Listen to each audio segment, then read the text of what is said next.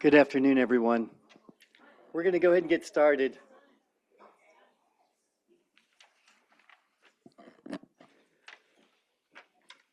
Great. Thanks for everyone for coming this afternoon. I'm delighted to welcome you to the first in a series of events for Innovation Week. I'm Greg Kirk, Vice Dean for Research at the school, and it's been an honor and a privilege to help shape our school's approach to innovation translation, how we develop novel ideas, work with external partners, and chart the path forward.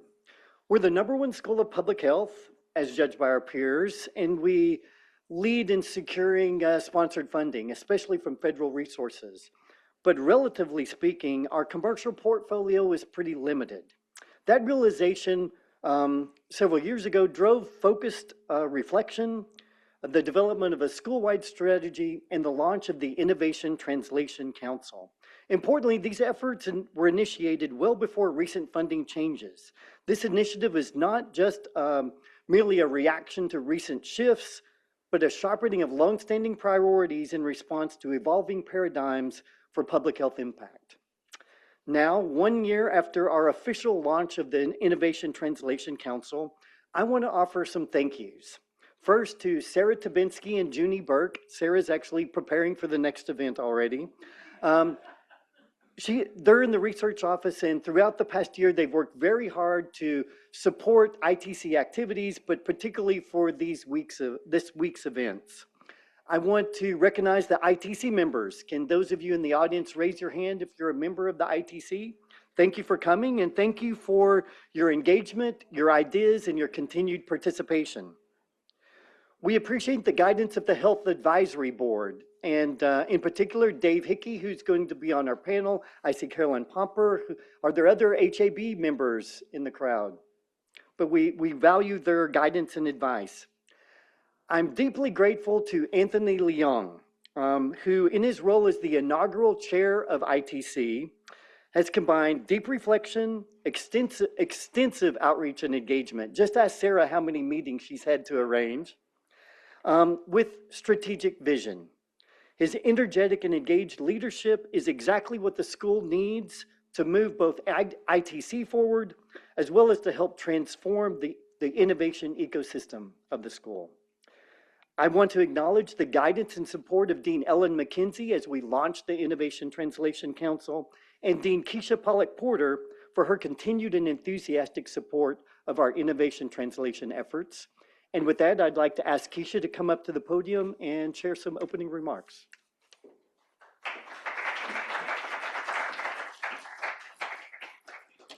Hi, good afternoon, everyone. Thank you for responding. What an honor it is to be with you for today's discussion and the official launch of Innovation Week, and a chance to celebrate 1 full year, as Greg said, of our Innovation Translation Council, or ITC.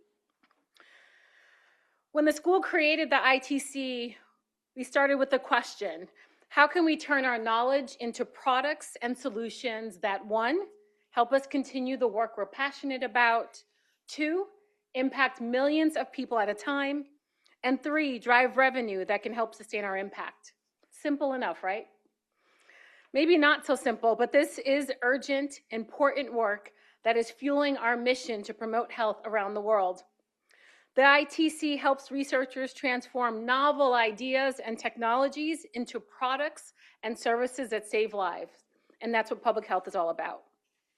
And because we're here today to talk about translation, I'd like to share just one example of how powerful translation can be. Jonathan Weiner, a professor in our Department of Health Policy and Management, has spent decades working on a health analytics tool, and today it's one of the most widely used on the planet. The Johns Hopkins ACG system uses electronic health records and other data to help us understand how a patient will fare or how a health system will prosper, while also giving insights into the health of entire populations. The system's made available to academics and researchers around the world for a nominal fee, but it is also sold to hundreds of health entities, including large hospitals and major insurers. ACG constitutes the biggest tech transfer ever at our school in terms of royalties and money returned, tens of millions of dollars over the decades. Through those funds, we were able to establish an endowment to support and catalyze the continued work of Jonathan and his colleagues in the population health IT area. What's more than that is every single week, more than 250 lives around the world are touched by this system, which is just incredible. The ITC is here to nurture that type of impact, ensuring that our best ideas can reach their potential. In its first year, the ITC has been busy becoming a vital part of our school's growing entrepreneurial ecosystem. They've provided educational opportunities, organized meetings, helping our faculty and staff navigate the complex world of forming startups, licensing, intellectual property, and securing corporate sponsorship for research. To date, this fiscal year, our school has generated 23 invention disclosures, putting us well ahead of the past 2 years. Congratulations to the ITC so far. And these inventions are everything from mosquito control products to firearm injury prevention systems to environmental screening platforms. And through our pitch competition, which you'll hear more about, we've surfaced another 40 ideas from various departments on AI and healthcare. Creating a disclosure for these vital ideas is a critical first step to bringing them into the world. While we all love to publish those papers, publishing rarely gets a discovery into the hands of the people it's meant to help. Disclosure opens the doors to partnerships, funding, and pathways needed to develop and scale a finding into real-world impacts. As we all know, federal funding and policy have shifted dramatically since 2025, but our health problems have not gone away. And our drive to make a difference in this world, our mission, that's not gone away either.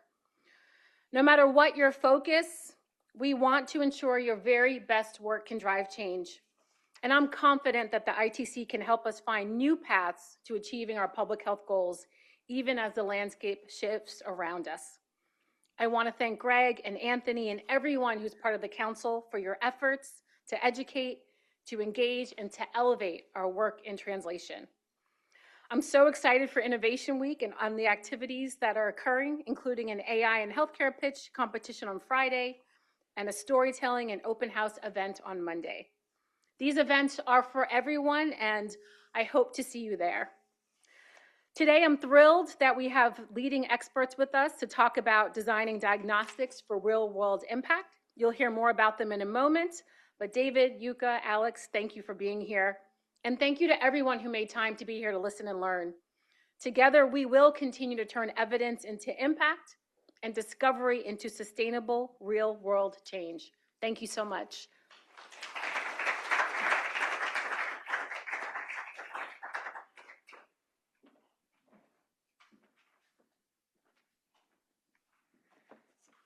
Thank you, Dean Keisha. Thank you, Greg. Picking up what Keisha mentioned, 2 more Innovation Week activities to flag. May 8th, this Friday, we have the AI pitch competitions, and it will be in Muster Alley, 2 to 3 p.m., with networking before and after. The 5 finalists were selected from 40 pitches across 9 departments of our school, and with collaborators from 5 other schools as well. And then on Monday, we will have May 11 at 11 a.m., so easy to remember, double 11. Public Health Innovation Stories panel, same room as today. You will hear colleagues from bench scientists as well as social scientists to share their path that they walk along on innovation translation.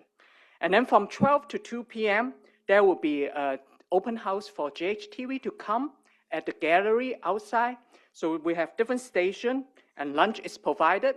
What they can help you is to meet the invention disclosure team, as well as submit your proposal, how to submit a call to industry proposal. So they will write here to help you. So tell your colleague, tell your students, your staff to come. You can drop by any time.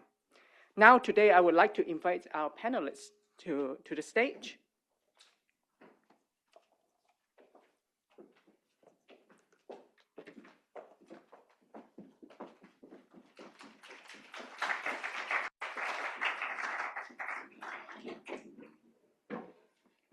So we have Dave Hickey, a member of our Health Advisory Board.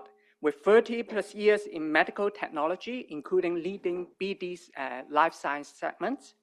Yuka Manabe, our co-host for today, the director of the Center for Innovative Diagnostics for Infectious Disease, and then as well as Alex Trick, co-founder and CEO of Prompt Diagnostics, who built the platform during his PhD at Writing School of Engineering, a real Hopkins startup story.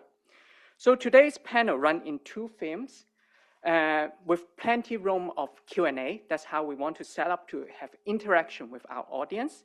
The first is about a market view of the diagnostic translation landscape. The second, we turn to Hopkins itself, what we have built, what we have deployed, and what's next, and how can we do better. So we want to solicit your advice on this. To get us started, I will ask each panelist to share a bit more about themselves, about 2 minutes each. Dave, will you start us off? For sure, and it's great to be here, and I had the 2-minute warning. I know that is out there. And Anthony was actually being very kind because it's actually 40 years in IVD and diagnostics. So very quickly, my career has really 3 elements to it. Graduated as a clinical biochemist in the UK, worked as a biochemist for 10 years in the NHS. From there, I jumped into industry, where I did 20 years as a CEO, well, sort of building up to CEO at Siemens Healthineers, where I ran their global IVD business. And then for the last 10 years was actually with Becton Dickinson, actually here in Hunt Valley, where I ran their global diagnostics and then life sciences business. Retired from Becton, actually coming up on 2 years, and now serve on a couple of as a non-executive on industry boards, operating partner within private equity, which could be relevant when we get to the funding discussion. I serve as an advisor to a couple of healthcare startups, one out of Israel, and of course, a critical part of what I'm really enjoying is serving on the HAB, for where I've done nearly 10 years. Thanks, Anthony. My name is Yuka Manabe. I am a professor in the Department of Medicine in the Division of Infectious Diseases. I'm a clinician and a researcher. I actually started at the bench and then moved to Africa and lived there for 5 years and realized a real sweet spot for me might be the marriage of interesting technology and thinking about diagnostics. And so when I came back, I've been working primarily on diagnostics and now I'm running a center that started out primarily around sexually transmitted infections. And now we've really branched out to other infectious diseases. I think what's been really fun for me is I've watched point of care go from nothing to something. When I first started, everyone's like, yeah, point of care, it's fine. And then it became everything, right? And it's gone from reference lab all the way now to self-tests. So it's been an exciting time to be part of diagnostics and to meet great people like the ones who are on either side here. So over to Alex. I'm Alex Trick. I'm the co-founder CEO of Prompt Diagnostics, and I'm coming pretty fresh out of Johns Hopkins, graduating in 2021. Got to do some really fun work with Yuka in her center, developing rapid point-of-care molecular tests in a portable platform. So pretty early on in my innovation and translation journey. Happy to share what I've learned so far, and it's an honor to be on the panel. Thanks, David. Dave and Yuka and Alex. So I want to start with Dave. So you have spent 40 years on medtech.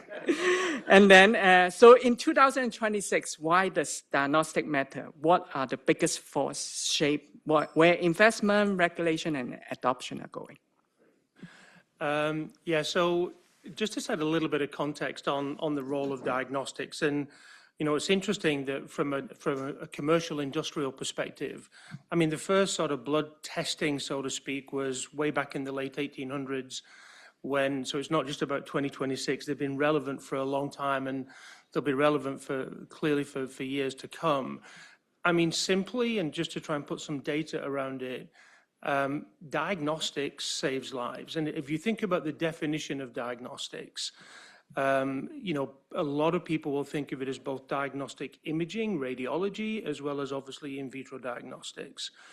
If you look at just the clinical diagnostics, if you exclude imaging, 65 to 70% of clinical decisions are informed by diagnostic insight, whether that's a urine test, a blood test, et cetera, et cetera. Massively important in terms of clinical information. What's interesting is that there's a in my view, an inverse proportion around the monetary value for diagnostics, because whilst they inform up to 70% of clinical insights, the funding for diagnostics at a healthcare level is less than 5%. So there's a lot of opportunity to develop innovation in diagnostics and get the right reimbursement. Equally, access. In the US alone, 14 billion blood tests are done every single year. But it's interesting that just a few years ago, there was a Lancet commission on diagnostics, and I think this is where Yuka will have relevance too, is that up to 47% of the global population actually don't have access to diagnostic testing, primarily in rural areas, rural health, emerging markets. So there's a huge opportunity. Even in developed markets where there is access, a lot of people still don't get access. So for example, in the US here, 10% of the population who have access to testing don't get it, and they get it through or they develop that fear because of things like needle phobia. So that's why you're starting to see innovations in things like capillary testing and so on and so forth. Other sorts of sample types, breath, serum, saliva. So there's a lot of opportunity here. You think about the 47% that are not getting access. We're missing out on the ability to proactively pick up chronic diseases like diabetes, hypertension, malaria, TB, STIs. For us as a whole, it's a very attractive market and space to be in. So the clinical in vitro diagnostics market is worth about $150 billion annually. It is growing high single digits, 6 to 7%, and it's being driven by technology enablers in the areas of point of care, molecular diagnostics, genomics, proteomics. So I think there's a real tailwind that we could leverage here if we get the right innovation. So when you think about that percent of the population that isn't getting access, that's driven several trends, to your second question, Anthony.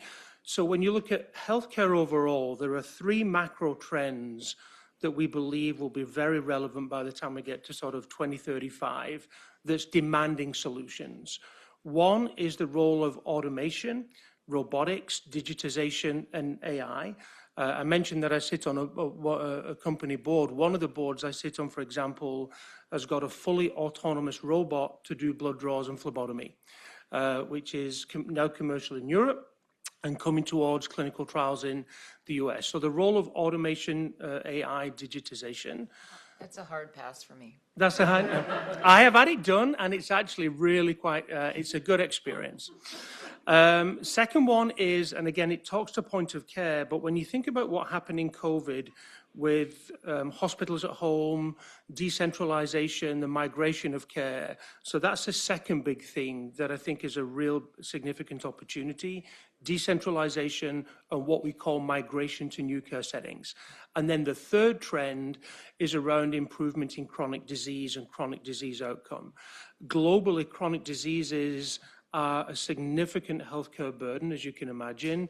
But again, now with technology enablers like genetics, like proteomics, like screening, there's a real chance to really detect and screen disease early, offer disease early, and then improve those chronic disease outcomes. They're the 3 mega trends. Thanks, Dave. So Yuka and Alex, one you're from the clinical deployment side, the other is device development side. What do you see the trend that you have?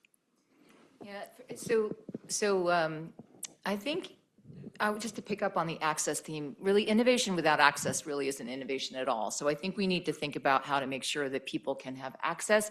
And I think you have to begin with the end in mind, meaning that it has to be affordable. Whether that's a reference lab system that doesn't need a lot of maintenance, that has random access, can be used in many different settings, or a point of care platform that will have more than one use. It will increase access if you don't have to get one device for one thing. The second thing I think that's important from a clinical standpoint is diagnostics are only as good as how they're used. So if you don't have a good use case, I think it's very difficult to argue that it's important. I think every good technology can think of a good use case. I've never had a problem thinking of a use case for an in vitro diagnostic that's come across my desk. But I will say that what companies think is their use case and what I might think as a clinician is their use case may not be the same. So I think the center does a lot of good work bringing clinicians to the table early as a stakeholder in saying, I would use this, I might not use that. And then the last thing I wanted to bring up was don't underestimate the pre-analytical step. What do you have to do to get the sample, and how are you going to get to the sample to the place where you're actually going to do the testing?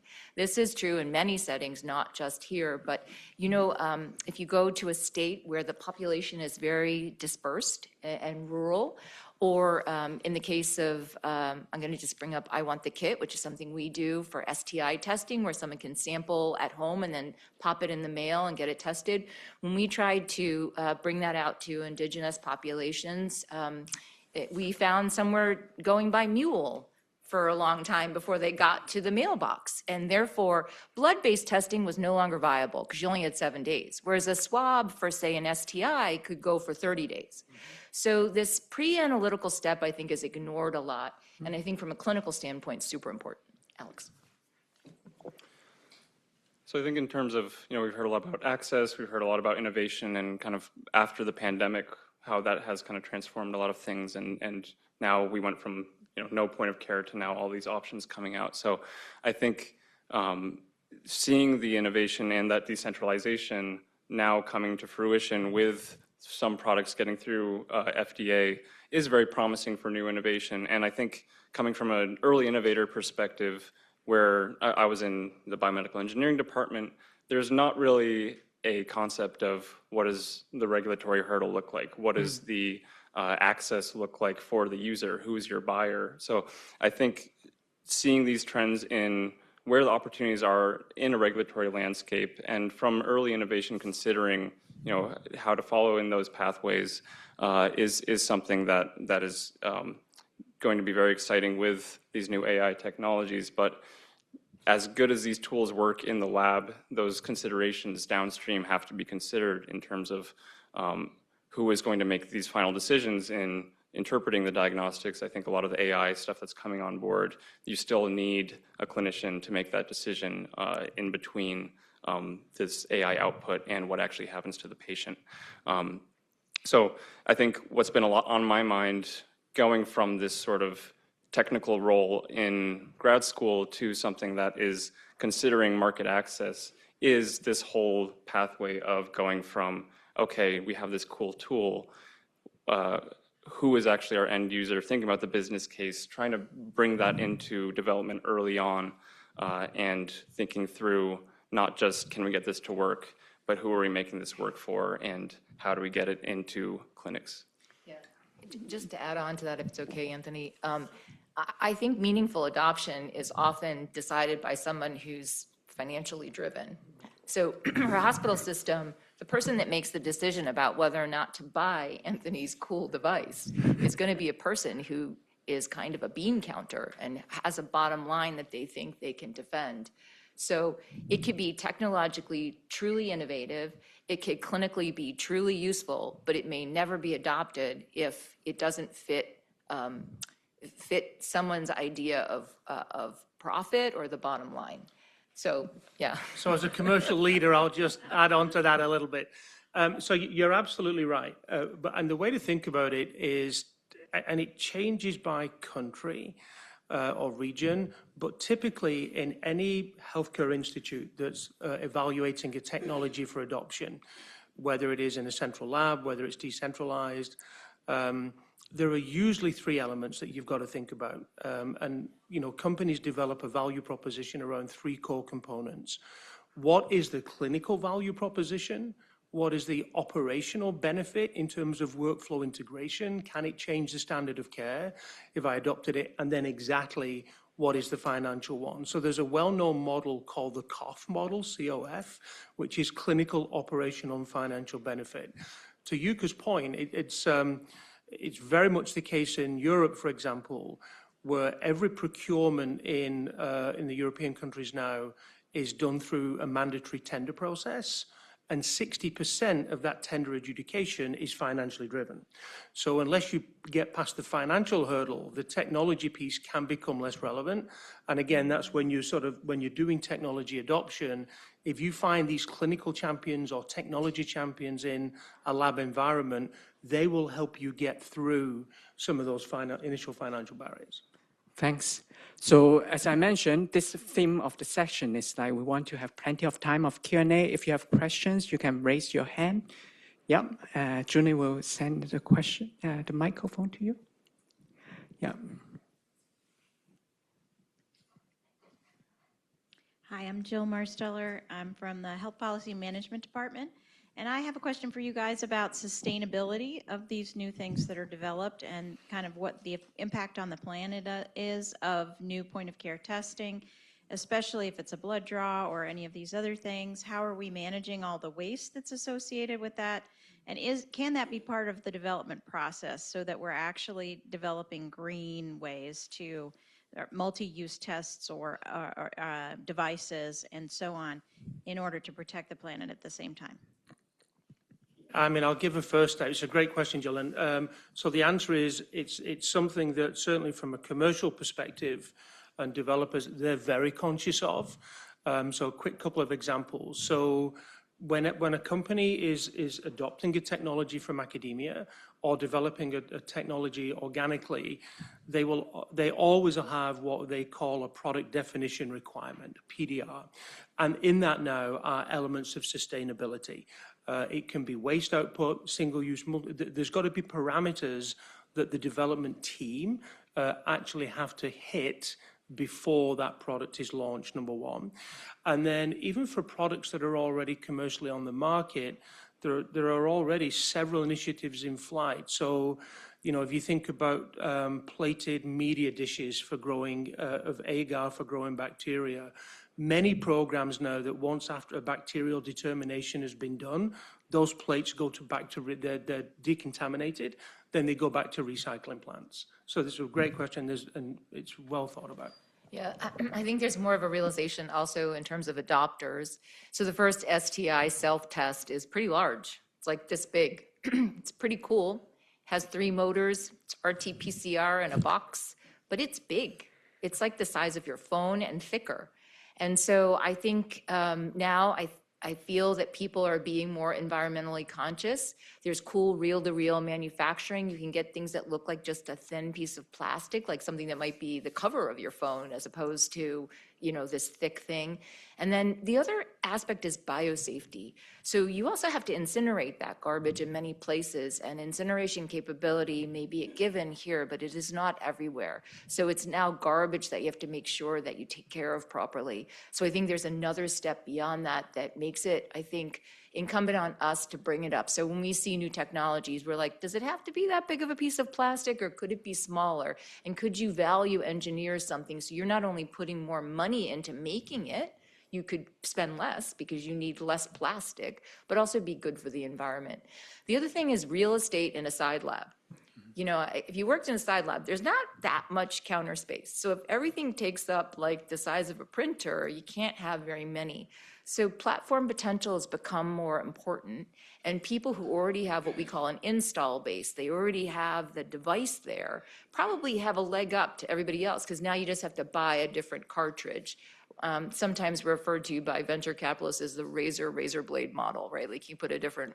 So, I think that these are things that are going to start to become more interesting as more platforms come. But I've noticed that many platforms are saying, I can do everything on my platforms, and you won't need anything else. And you don't have to daisy chain them or put more things on the counter. Okay, next question. Anyone?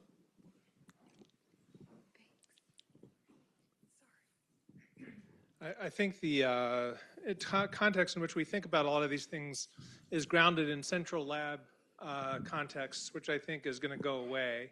As a family member who's a physician, I get asked about how do I interpret this stuff in my chart all the time. And one of the biggest problems is the notion of a reference range, which is silly, honestly, because every human has so many data points at this point that some reference range determined years ago, but from 100 people that a lab director chose, just makes no sense at all. And my wife's like, my eosinophil count is low. It's like, I couldn't care less. and so her CBC is marked as abnormal because her eosinophil count is low. So that just makes no sense at all. So I think the future is likely to be you get your results and it's contextualized by your own past results and maybe results from people that are like you because there's likely to be human-to-human variation because of other characteristics.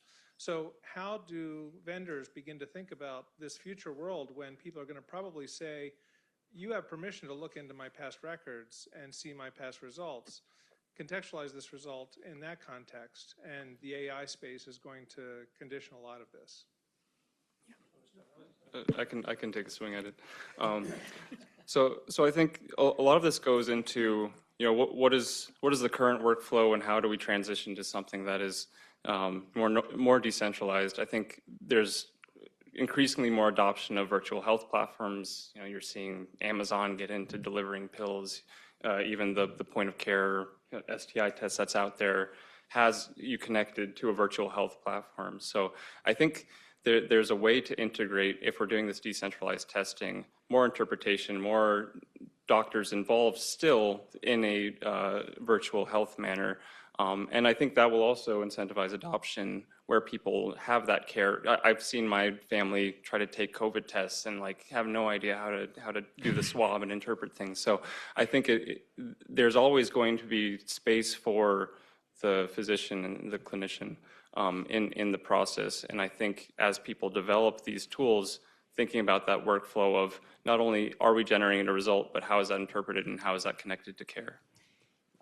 Stu, I would say, though, the elephant in the room is the regulators here.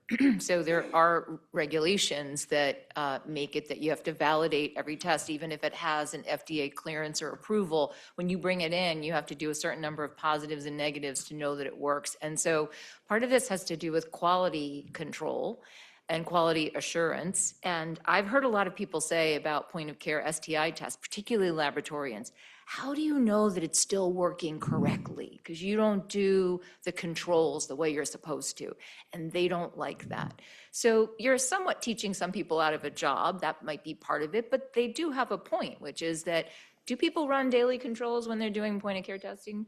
Probably not, right? So I think that, but the vision that you have for the future is one that I endorse. I think we should be moving in that direction. It's just that it's going to take a lot of regulation to get there, or deregulation, and I'm not sure that's going to happen. So I'm going to pass that to you, Dave. Yeah.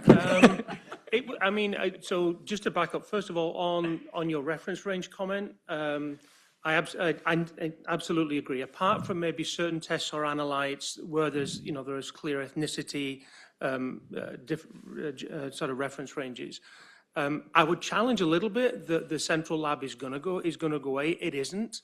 I think what you're going to see is the establishment and clear divergence of 3 testing centers. So the central labs, for us, let's think of that as the Quests and the LabCorps and the Mayos. They will continue to do high volume, sort of routine, non-urgent testing, where a physician can wait for 3 or 4 days to get the result back.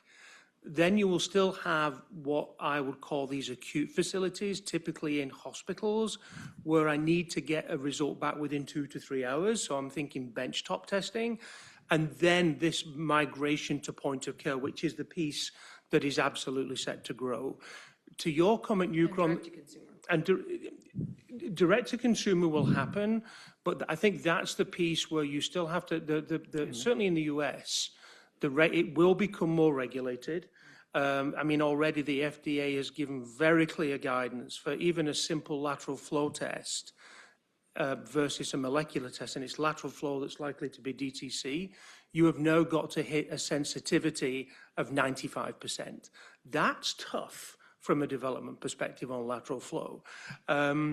So I think that's going to be the dynamic. So, you know, there will still be volume acutely and centrally. The point of care piece is going to increase. And then on the controls, even if you think about it though, there are ways that you can design the control element in. So think, you know, lateral flow strips today have a control line.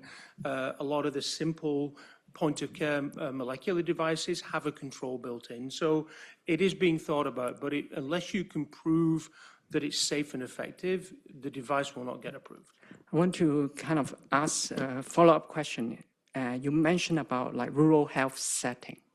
How can this be the trend in the future, like Leah, and also like AI? Because we talk about data. It could be from ourselves or it could be like immediate use. So any comments on that side?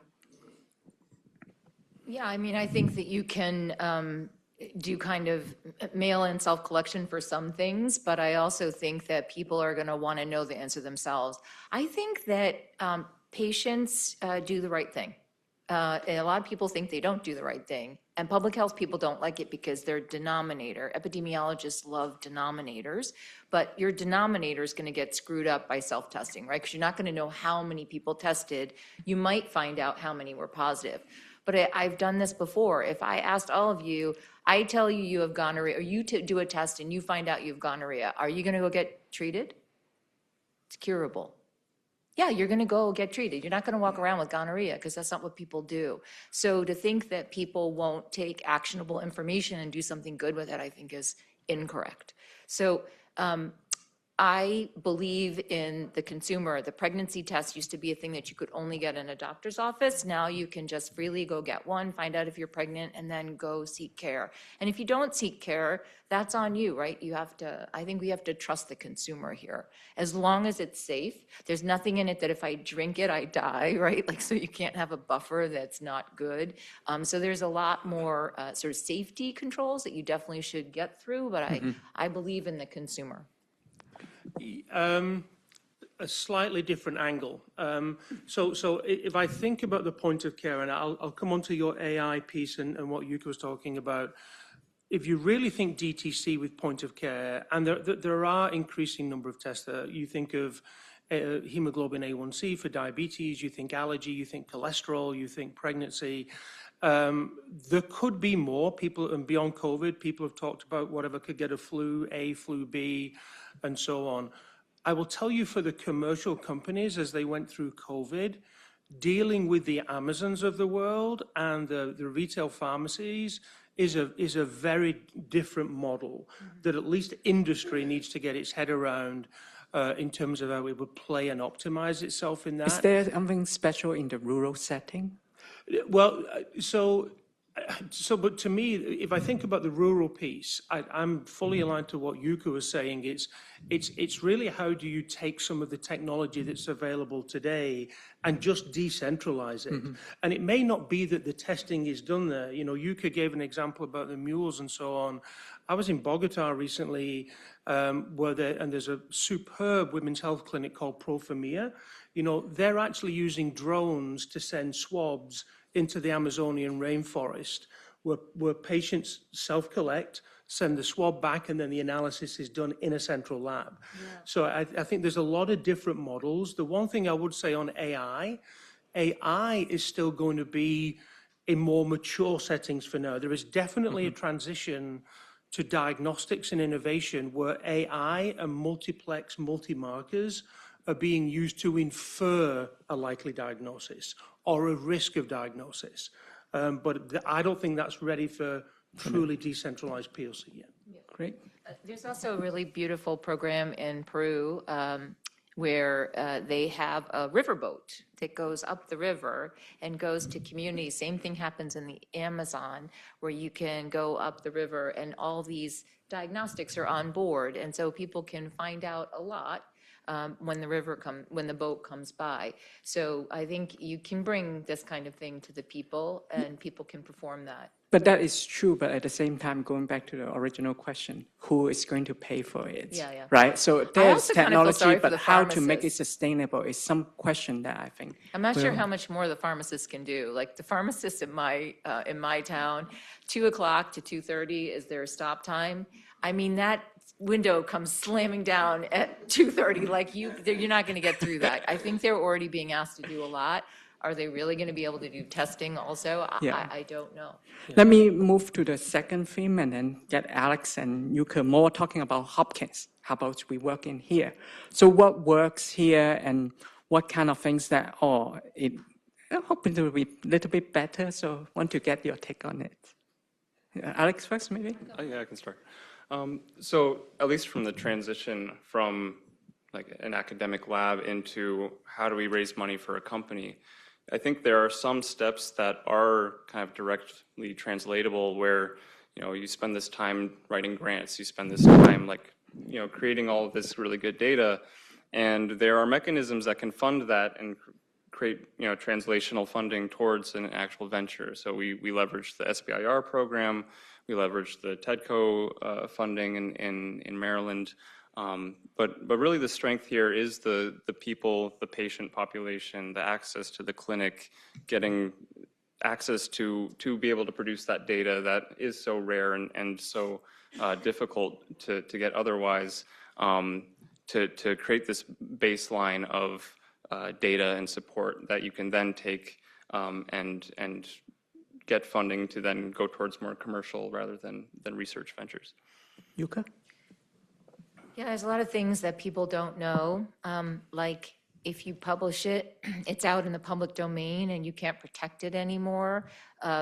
It's publish or perish, but if you publish, then you don't get IP for some things. So it's important to certainly think ahead if you think something that you're working on is commercializable. I love Hopkins. I've been here a long time. I don't want to tell you how long, but I've been here a long time. And I think the best thing about working here is that you live in this ecosystem where you can figure stuff out because of the people that work around you in a way that's not possible in other places. So you should take advantage of that. Team science here has always been real. I don't know any faculty member whose door isn't open. It's just a delightful place to work. And similarly, if someone thinks they can help you because they know something in a parallel way to what you want to accomplish, they will certainly give you the keys to the kingdom in terms of how to do that. So for me, I think that's really one of the best things about working here. But understanding how your innovation translates to commercialization is really a gap, and getting people to really help you make that leap. The valley of death is real. From a good idea to something that works 100% of the time and someone wants to buy, that's a big gap. You should, Dave is now part of our community, so you should ask him, but it's a big valley. Yeah. So Dave, any unique vantage points that Hopkins were doing well?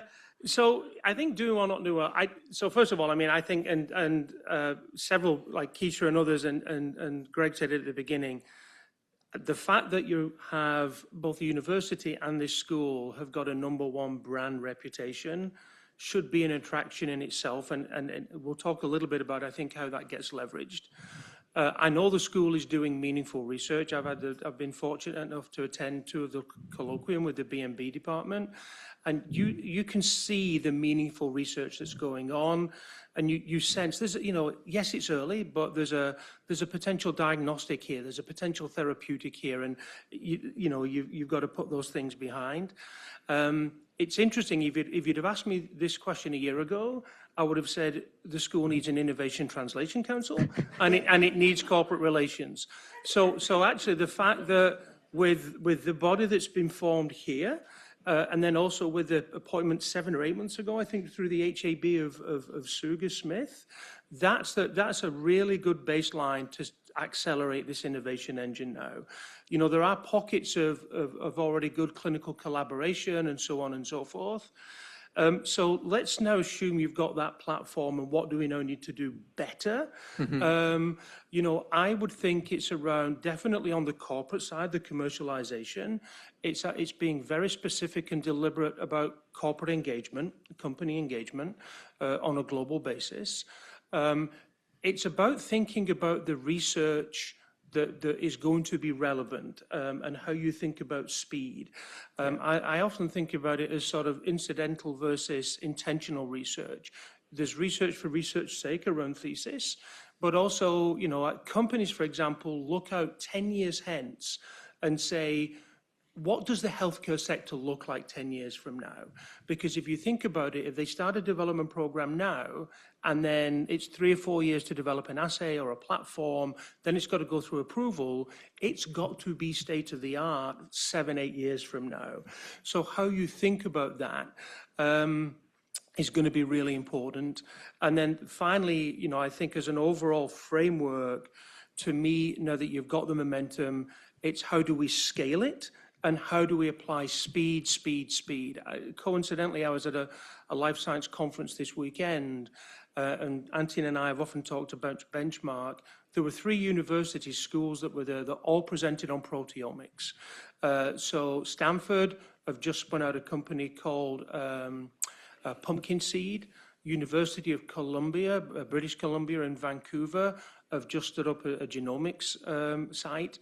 An interesting one, Neil Kelleher's group out of Northwestern, started with an early collaboration with Thermo Fisher on proteoform software. They sold to Thermo Fisher just this last month. And I think Keisha said it, there are great pockets of early startup here as well, obviously with Prompt and with Sharp, but it's how do we scale and how do we do speed? That is going to need funding. So how the ITC thinks about sources of funding is going to be super, super important. Yeah, that's good. You also bring up very important about resources. What is this incentive?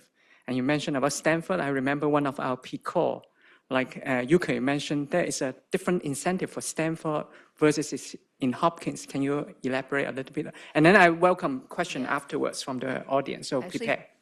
I think actually Dave knows more about this than I do, but it's a royalty model that's different, which is the first $3 million is not really absorbed by the university at all. They allow the company to make $3 million and then they have equity in the company, and then they ask for a kickback after you've become successful.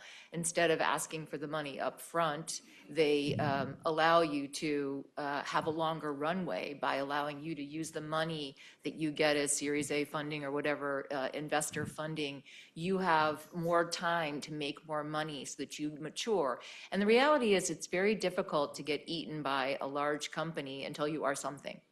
So, you can't just, open up your suitcase and then there's your company, right? That doesn't work like that. But they want to absorb something that already has a track record. And so in order to do that, you have to be able to use all the financing that you get to show that. But I do think that the future, I think you're going to get to this, Anthony, but I do think the future is in systems biology, beyond PCR. If you instead of looking for a needle in the haystack, burn the hay. The only thing that's left is the needles. So really thinking differently about the way, and sequencing is definitely going to be part of that future. I can't believe how cheap it is. I started my career here at Hopkins when the TB genome of 4.4 megabases had been sequenced, and it was such a big deal, and that paper was such a big splash because it completely changed our ability to do molecular biology. And now it's like you can get how many organisms sequenced in a day. It's totally different. It's just, in my lifetime, I just can't believe how different. So I do think that these are the types of things that are super exciting. We have to get beyond PCR. I mean, that's kind of the 80s, right? We're way beyond. It was a different millennium. We need to do something better. Yeah. Any question from the audience? And then Alex, I know you have maybe Campbell? Oh, okay. Brittany. Hi, I'm Brittany Jenkins-Lord. I'm one of the members of the ITC and an early career faculty here at Bloomberg. I had a question about when to engage like a diagnostics company or a pharmaceutical company. Is it preclinical stage? Are you talking to them once your idea has first gone into humans? Like, at what stage do you really want to start engaging like a company you're interested in pitching your therapeutic to? Your therapeutic. Yeah, so for me it's a therapeutic, but a diagnostic or any kind of tool. Well, Well, it kind of depends on whether you want to take that, roll it out and turn it into a company yourself, or whether you just want to hand over the rights to the license that your IP. Those are two very different things. You're likely to personally, and the university will make more money if you do it later. But the university also has to subsidize that. So you can't make something out of nothing. This is not like, the little red hen. You really have to be the little red hen and put in the work. So when is sort of a tricky question. It probably depends on what it is. However, for us at the center, we love to see anything. I'm totally agnostic to IVD. If you come to me, I'm happy to hear about it with all of my colleagues in the center and give you a sense of where you fit, but landscape. Know what unmet need you are filling and how you compare to the other things that are in that space so that you are distinguishing yourself. Me Too works for some things. I guess for GLP-1s, it's worked great. For statins, it's worked great. But these are therapeutics that people take for a lifetime, right? It's very different. I think in the IVD space, you have to show that you're different and explain why there's value to what it is that you're doing. Yeah, Thank you. and on the diagnostic side, at least at the big company level, there are certainly technical feasibility milestones that a big company would want to see. And they're always going to have a set of questions around, is this of strategic relevance to us? Does it help expand category leadership in a certain disease state or a certain technology field? Honestly, one of the questions, that it's a little bit selfish, but it would be, if I take this on and commercialize it, can I make money, right? I mean, at the end of the day, this is about shareholders for commercials.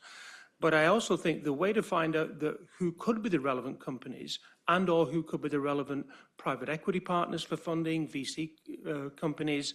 I mean, Suga has clearly got a role to play here in terms of her corporate relations. But one of the things that I know a lot of other schools do is they will listen to the earnings reports of quarterly earnings reports of select large public companies that they think are relevant for what you're working on. Because companies will often talk about, here's my areas of strategic interest, here's how we're thinking about the trends over the next 5 years, and there you might see some connectivity. Alex, you have something to add? And then we'll have a question over there. Yeah, I think, and Dave can correct me if I'm wrong, but I think it's never too early to at least start the conversation.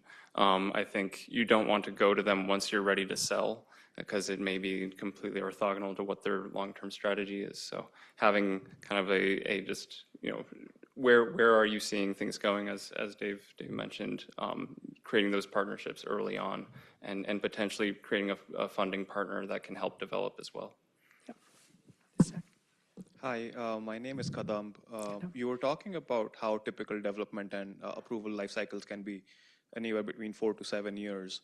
How do you see the role of new technology that's coming out that can potentially expedite what has typically been a very lab-heavy development and regulation cycle? Maybe like, how can that sort of be crunched with the new technology that's coming out? I think you already spoke about how sequencing has become faster, but from today's point and age, what are the new things that you see getting unlocked that can sort of compress that life cycle? Yeah, it's a great question. So several elements, and when I gave that range of development cycles, that would depend upon, obviously, which regions or markets you're playing in. IVDR in Europe is typically quicker than the FDA, and then here in the US, it's, is it a 510K, is it a PMA? But where I see some of the technology leverage happening right now is in development, the role of AI, for example. Significantly, what takes a lot of time in development of a product, commercial product, is just compiling the data from clinical trials, writing regulatory dossiers for submission. AI, yes, you've got to QC it a little bit, but AI can dramatically shorten that period, is one example. The FDA here in the US have become much more open to the use of real-world evidence. So, for example, if you have already commercialized an assay or a technology in a different region of the world, Latin America, Asia Pacific, Europe, and obviously you've got good data about clinical utility there, you can take that data, maybe supplement it with a small population of US, let's say, patients for relevance, and then submit. So, you know, there are things that are opening around AI, real-world evidence, that will shorten that cycle time, for sure. Okay, two more questions, one and then the other. So I often hear Hopkins despair that we have so many bright people and so little innovation. But I think that the notion that we have a lot of people like Alex who are scientists and also business interested might be optimistic. And I think one of the things that Hopkins could do to drive innovation would be to say, we've got people who generate ideas. We have people who are interested in business. Those might not be in the same corpus. And pairings might make sense. If we had supported people who are interested in commercializing, and we had scientists who want to work at the bench but are happy to talk about their ideas, find those pairings and pair those up. I think that might drive this, because I love ideas. I'm terrible at engaging in business conversation. Great. Yeah, and so maybe I would just make a comment on Sue's comment. The Nucleate program for grad students is essentially doing that. So their whole thesis is get this great technology out, find MBA students, and connect those people together. So I did the Nucleate program back in, I think, 2022. So, you know, connected me to some MBAs, and, you know, that relationship didn't actually pan out the way it could have, but I think that's a valuable sort of approach, and to use the whole ecosystem that we have here, I think that would be very powerful. Yeah, also Carrie has stuff. There's people that you can pair up with in Carrie. Certainly, you can come to our center. We can help you find people. And then there is an entrepreneur in residence at JHTV. I know Bob Story's been there for a while. There are others. So there are people, if you go to JHTV, they do have ideas.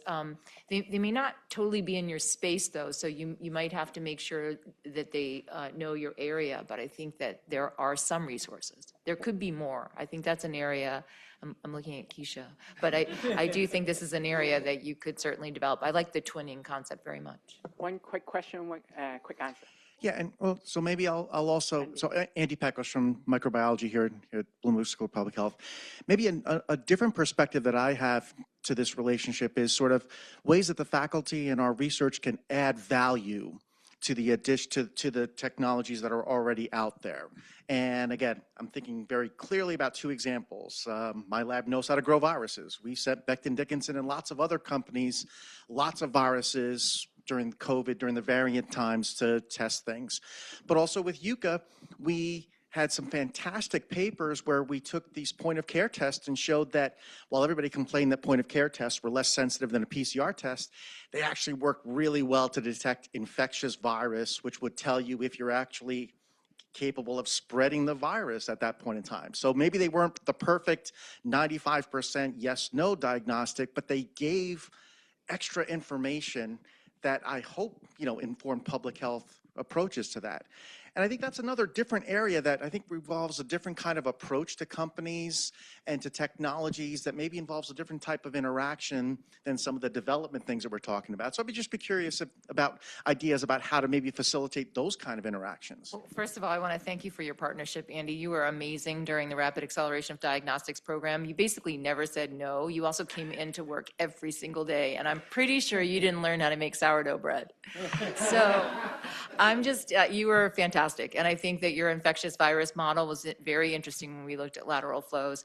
I do think there is a lot of room for co-development, and we want to keep working on that, because I think that we might know how to grow TB, for example, and that's not something that every company knows how to do. Giving people samples that are spiked with real organism is another thing. So I'm 100% on board with that. You were great. Yeah, and Andy, I'll just echo the thanks. I know Chuck Cooper enjoyed a really good relationship with you through the COVID times, and the support and just the mental thought process around COVID.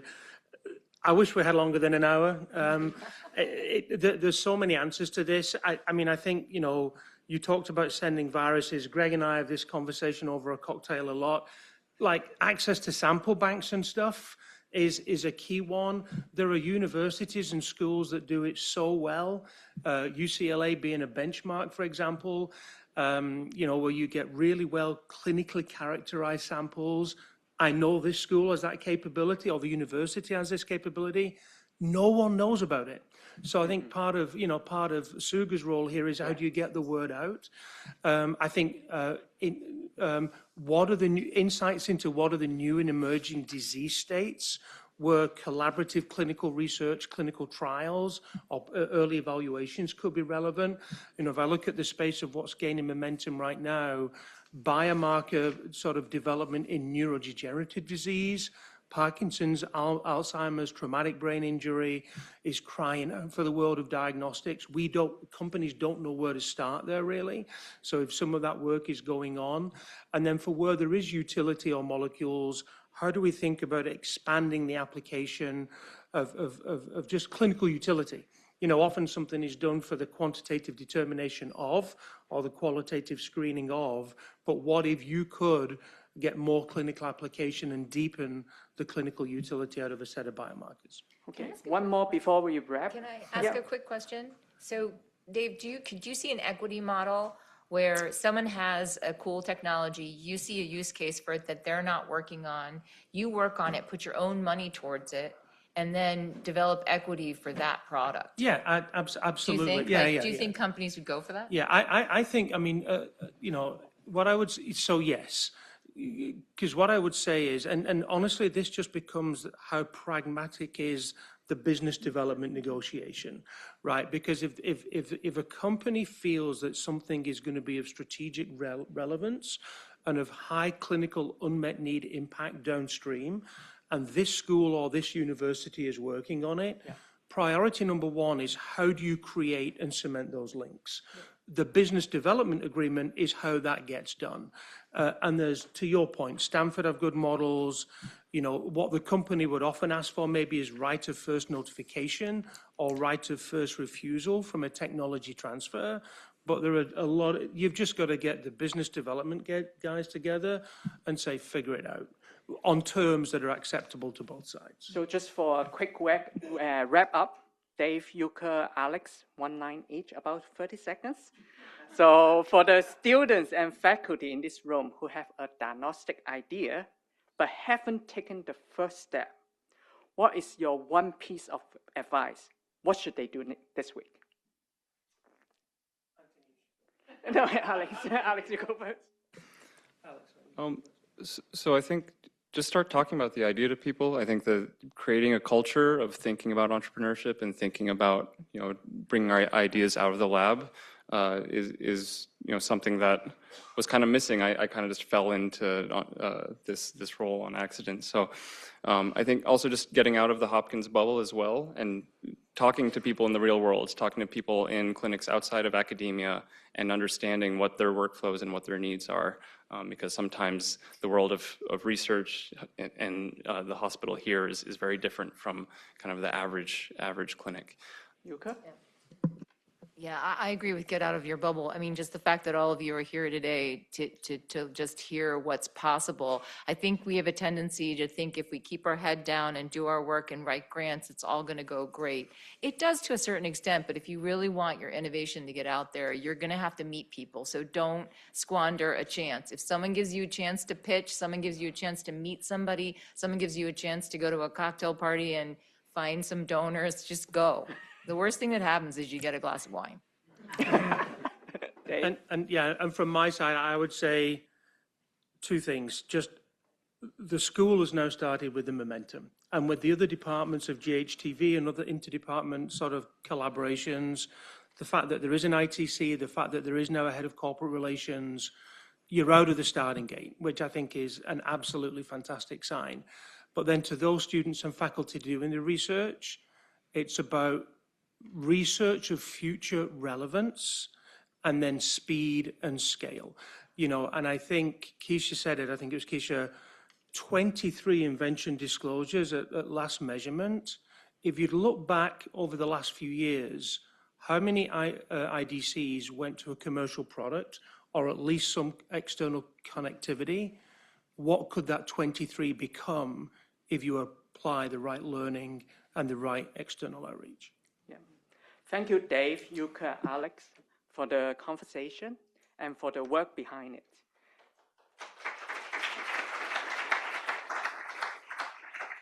Thank you, Dean Keisha and Greg, for opening today. And a real thank you to Sarah Tabinski and Julie Burke for all the logistics behind the scenes that made today and also the whole Innovation Week possible. Thank you. And thank you all for being in the room. Before you head out, just 3 quick things for what comes next. The ITC is here to support you. We want to educate, engage, and elevate. We want to talk about the pathway to think about 360 degrees, because we talk about a lot of, like, not just about our innovation. What is the market needs? How can we sustain? Who is going to pay for it? And this is what the ITC about is about educate. And we talk about the alignment. If we want to pair up with the student, and this the engage part of the school, of the ITC is help you to connect within the school, outside the school. That's what we do. And elevate. We will see what resources that is available and present to you and let you know. One thing to keep you in mind is the Shikani Prize call will be open in the fall. So it will be a pitch competition. All faculty are allowed to join and for competing for $10,000 just to get something to start. And then we are also launching the ITC Fellow Program. This will be a matching partner of students and faculty. That's exactly the question surfaced in the audience today. So 2 tools that I want to show you. One is the ITC chatbot.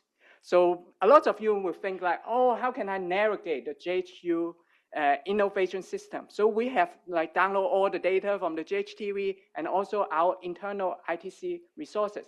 You can ask questions, oh, how can we file patents? Some very simple step. Sometimes you can ask at your own time, asynchronously. The other that we want to show is just like 4 QR code. If you want to follow us on LinkedIn, sign up to stay involved. There is a database that we collected for all the funding to develop products and platform. So this is something that we faculty are very good at. This is another type of funding resources, go ahead.